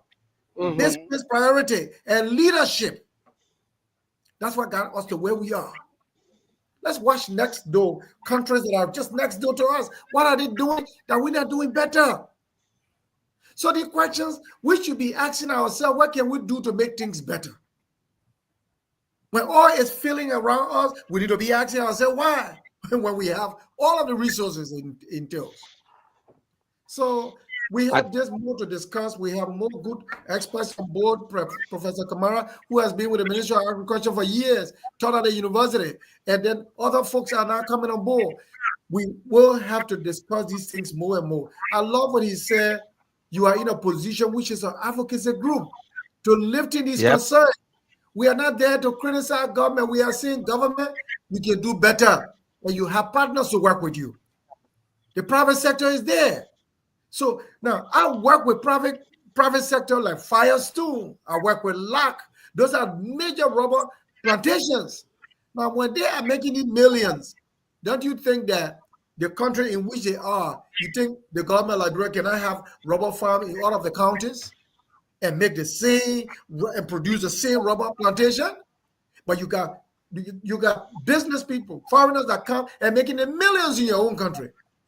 I watched a guy, Martin Colley, making analysis of even how much the cell company reap on a daily basis. Millions. Millions at the expense of our people. A US dollar that they are making. But are you paying the people even a US dollar, even though that's not our currency? It tells you how poor our leadership are in our own country, while others come from out and make money at the expense of our people. When will we ever be able to wake up? Full insecurity. We got all of the land, the Ministry of Agriculture, the president. All of us need to wake up. We need to wake up and move our country to another stage. We have more to discuss. I think, yes, we've come to the end of this thing. I think in this friendship, like this wonderful country we're in, patriotism and accountability is the two thing. But do we have a patriot in Liberia? No. Accountability, no. Everybody on their own. And then friendship. Oh, here Andrew is the Minister of Finance. I'm working there. Mr. Kishen did this. Andrew said, I can't just fire the man. No, I know the man whole family. Yeah. When we will stay like in this country, you hang out with your supervisor the next day, you're going to work and the supervisor say, we got to let you go. But he's still your friend. When we will take decision. You see, there was something in Liberia post saying that don't bring your friend closer to you to work because he will be the first one to disrespect you. The men that don't know you will even do better. Yeah. But in America, it can't happen. You care your best friend the way he respect you, he understand our job. But if you go to Liberia and do that now, they say you bad man, you the villain, you the this, you the that. It's sad, oh. It's sad and it's a serious thing. Yes, we got to talk for our people. We're not here to them and we say, listen, our radio station, If you UP, you won't rent it, can't rent it. You CDC, rent it. We ain't here to talk about you, we care. But we concerned about our people. And we'll continue to say what is wrong. And we'll speak right if you do it. Just how we show the rules, we say you're doing good. But it will not put food on the people's table. Thank Still will you. not help them. That's so you can come and paint the sky white and American send a child to school that for You do nothing. nothing. Yeah, human security, human capacity, whatsoever. You can't do it. All the road the people not see it. I tell you. Thank you. And Professor, you can give your closing. From there, we'll go to and then we'll leave that up in studio. They can kill themselves there. Okay, thank you for the opportunity again. As I said, the nucleus team, the inner team that we need to lay emphasis because our growing population, when it comes to food security, is to attack that in the community farming. Sure. And it's possible to do it. For Kear family, I just want to Yep. encourage you to continue your advocacies on behalf of the smallholder farmers. But I would also like for you to, it was a good idea that Mr. Kissinger brought that why not open our own farm? Now, the same thing that we are criticizing the people. For me, I don't criticize anyone who want to open a big farm. That's good. But now, for you, you are not a farmer. If you want to open a farm, get the community involved and do Yep. community contract Yes. farming. Very good. Whereas Yep. what you invest in, you're going to get it and the people will benefit. Trust me, some of the people do not even have money to buy one cutlass for $4.50. They don't have it. But if you can provide all those things, they get the energy, they get the Z, they can do it. And also to attract graduates like from the University of Liberia. You don't have to give them cutlass to do the farming, they will not. Greenhouse. Build a greenhouse for these guys. They grow their crop for 24 hours, for 24 months. Usually a greenhouse. Engage them, give them. Ghana have established that. It's working very well in Ghana. Why don't you introduce that? Ghana, they will build a whole greenhouse and give it to you for $30,000. And they will give you the initial capital to put everything. They're not giving you money. Of course, they give you allowance for 3 months. After that, you will work and pay the 30,000. So now get now 3, 4 greenhouses. By doing that, you stop some of the things that we are producing in Liberia now. Our spices, like pepper and other things, come from India. Hey, if you are growing those things, you are empowering your people are growing it. Post up to them. They should not import those things. If not, go to our men, put some hard tariff on it. Okay, bring your pepper. We don't want to stop that. But the tax of 50% of the cost. That's Then you it. are empowering the local farmers. You are empowering the local farmers, but you cannot complete the processing. I work with a farmer in Foya. I think they are hearing my voice. We start processing, packaging. They could not bring those things to Monrovia no more because when the people get to Bonyama market, they get a Kulau market, they find no package of peanuts, pepper in a package. When we bring it to a supermarket, they don't want to accept it. They want we say, oh, we want to showcase our pepper or peanut or other things. They don't want to. We have to force them sometimes when they take it. They try to put it behind the counter. They put the Indian in front. So Liberia has to look at that. Finance has to do that. Agriculture has to do that. But the community farming, when I was assistant minister doing the work, we put in money. So they used to give us money and we make sure, I make sure. In fact, the minister myself, I say, Shulman, how can you take $100,000 every month? Like $100,000 to farmers. Well, it was intended for that as a program. You see, so you will see all over Monrovia people doing swamp farming, okra farming, this, that. So what I'm saying, community farming is crucial, in your food security. So my advice, city mayor, that could be help you for your community to reduce pressure on you. That will help you to clean up your place. So the places garbage cans, garbages are, they don't need to be there. If you really intensify community gardening, they will clear all the areas. Nobody will throw trash there because they will pull and protect their garden. So I say community Okay, we gardening have gone above the time now. is crucial for We our have gone. group. Thank you. Okay. We have gone over the time. Andrew, just hit it quick, and then let's leave over 2 hours that we got to cut it off. I think And next week, I've vented out my angle yeah, more and more. It's okay. Agriculture is the way forward, and we will be listening to our expert more and more as we go along. But I think our Ministry of Agriculture should be more closer to the people. You know, sometimes get on radio and tell people where we are, and give people the importance of agriculture, of going back to the soil, of being able to feed yourself. If we do these things here, we are setting the pace and an example from Monrovia, which is the capital.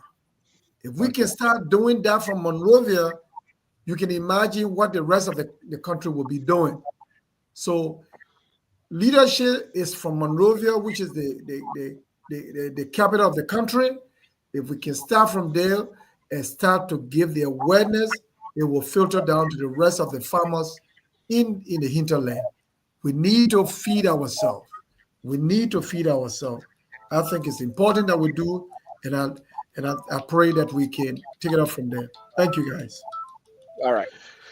thank you very much. Thank you, Professor Kamara, for your time and everything. We have come to the end of this wonderful broadcast. Please join us next week, Sunday, same time, same station.